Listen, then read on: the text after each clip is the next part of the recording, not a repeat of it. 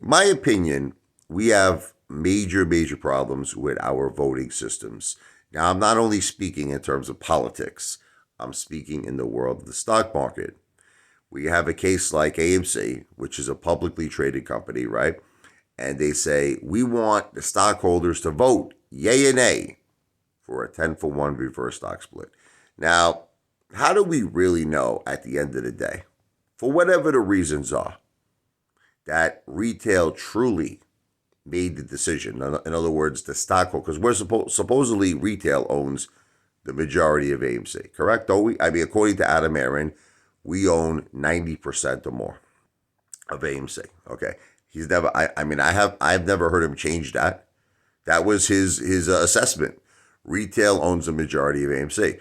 So, in other words, he needs retail's vote to pass the 10-for-1 reverse stock split, correct? Because we're the majority stockholders.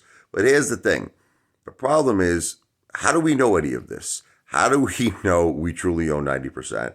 How do we know for a fact that all of retail is either voting yay or nay? Once again, who's dictating this? Who's coming up with these results? So it's kind of like the same problem we have with actually investing in the stock market.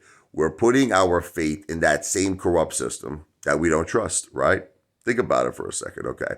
So it's like I love it when I see all these people online. I'm voting no to the 10-for-1 reverse stock split. Then you see other people. I'm voting yes. You ever think you're voting nothing? Like, how do you know you have any rights? How do you know that your vote even makes a difference? Again, this is all alleged, okay? But I'm just making you try to see another way, around this, because you're always, I feel like the apes in general, the AMC apes, more than any other publicly traded company. I mean, we really put a lot of trust in the system to dictate our fate of success. That's just what I feel. Too much trust. You're putting too much trust in a system that possibly and allegedly you cannot trust. Right? Okay. So I remember a long time ago, the common sense investor would say, you know what the answer is? If we could get the majority of the stockholders of AMC in a Zoom meeting, now we got something. Now that is technically true, but do you know how hard it is, right? To get everybody to come to a meeting and to contact all of these people, it's ridiculous, right? So that's why one of my ideas, now my grand idea, we already know what the Eight Fathers' grand idea is, right? To acquire AMC, to fire Adam Aron, to fire the AMC board of directors, and to make the Eight Father the new CEO. Now, again, at this point, this is all entertainment purposes only. We all understand that this is not something actually happening. It's for entertainment purposes only. But Eight Father has a plan that could potentially make it realistic. I'm accumulating emails. And if I got enough emails, like people just simply emailing the Eight Father saying, I'm in, I love this idea, it might become something where now I could hire a prestigious law firm to file all the legal paperwork to possibly make this come true. We're not there yet. But my email address, is Richard, RICHARD,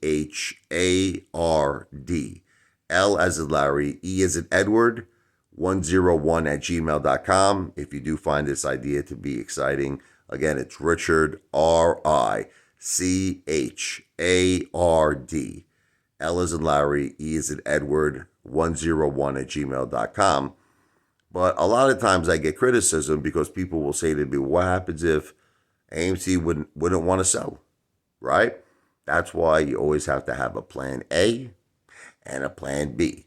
I have a plan B, which is to one day, if I did get enough people that were emailing me, to hire that same prestigious law firm to incorporate an entity where this entity could actually acquire the majority shares of AMC.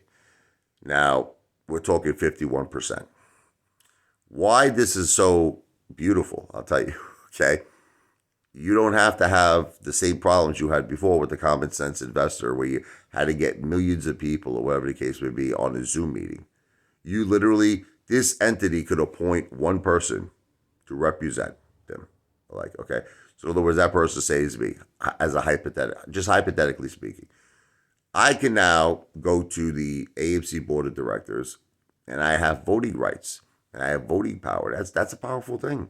And I have actual evidence then in this hypothetical case that we are in fact the majority shareholders. Right now everything is all hearsay, it's all up in the air, there's no evidence, there's no proof. So, and that's something you don't need Adam Aron's consent. Okay. You don't need the AMC board of directors consent. That's something that could easily be done if you have the funds. Okay. But the thing is, the most important thing is, at least it's a step in the right direction where we have some actual concrete realism and evidence. Because right now, I just feel like everything is up in the air. Like, how do we really know retail owns 90%? How do we really know that? How do we really know who's voting?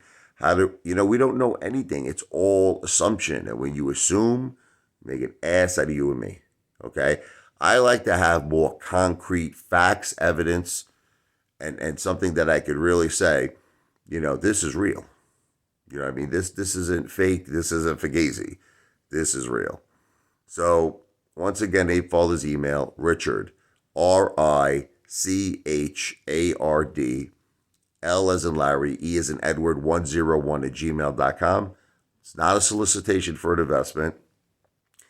It's just, if you find this exciting, send me an email. I'm in. That's it. And if I got enough emails, if I got enough support, I may be able to take this to the next level. This video is not financial advice. I am not a financial planner. This video is not legal advice. I am not an attorney. This video and all my videos are for entertainment purposes only, because that's what I am, the world's greatest entertainer, the one and only Abe Falder in the house, baby.